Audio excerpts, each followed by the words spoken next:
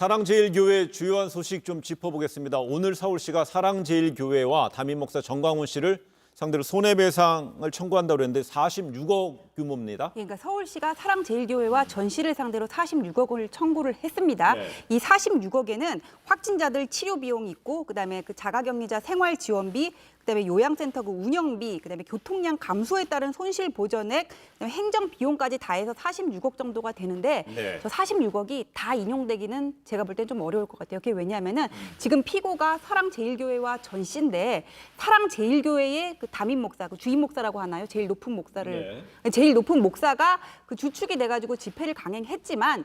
제일교회라는 거는 이게 또 하나의 일종의 법인 같은 거거든요. 네. 이거를 법인 자체의 책임으로 물을 수 있는 문제가 하나 또 있고, 그다음에 저 사람이 집회를 참석한 것과 그다음에 방역 조사를 거부를 한 것 두 가지가 지금 문제가 되는데, 집회를 참석할 때 확진자가 거기 포함되어 있음에도 강행한 데에 대해서 귀책이 있어야 되는 거고요. 그다음에 그 손해배상액과 관련해 가지고는 교통 손실량 감소에 따른 손실 보전액까지 포함이 되는데, 원칙적으로 손해배상을 물을 수 있는 금액은 직접적인 손해에 한정이 되기 때문에 이런 2차 손해까지 물을 수 있는지 총 3가지 정도가 쟁점이 될 것으로 보입니다. 그런데 이번에 46억이라는 거는요, 서울시라는 광역단체 차원에서 손실 부분을 추산해서 한 것이고, 서울에 또 다른 기초자치단체 있잖아요. 뭐 용산구도 있고 강북구도 있고 이런 어떤 기초자치단체도 있고, 또한 전국적으로 전국의 다른 광역단체에서도 이 사랑제일교회발로 피해를 봤다면 서울시 이번에 손해배상 청구 소송이 모범 사례가 돼서 확산될 우려 가능성도 있겠네요. 그리고 저 46억은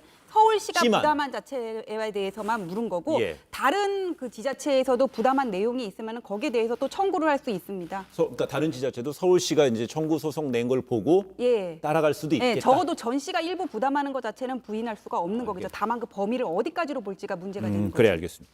정광훈 씨는 그 수감된 데의 사흘 뒤에 예. 또 뭐 보석 신청을 했는데 법원이 그냥 기각을 해버렸어요. 그렇습니다. 지난번에 한번 이제 수감돼서 4월 20일 날 보석으로 풀려난 적이 있었잖아요. 그리고 나서 8.15 집회에 참석을 해서 원래 불법 집회에 참석하면 안 된다고 한 조건이 있었음에도 불구하고 보석 조건을 어겨서 논란이 돼가지고 다시 이제 재구속이 됐지 않습니까? 그래서 10일 날 또다시 보석을 신청을 해달라고 신청했습니다. 그런데 10일 날 신청된 보석이 기각이 되면서 그냥 계속 구속된 상태로 이제 수사를 받게 되는 그런 상황이 됐는데요.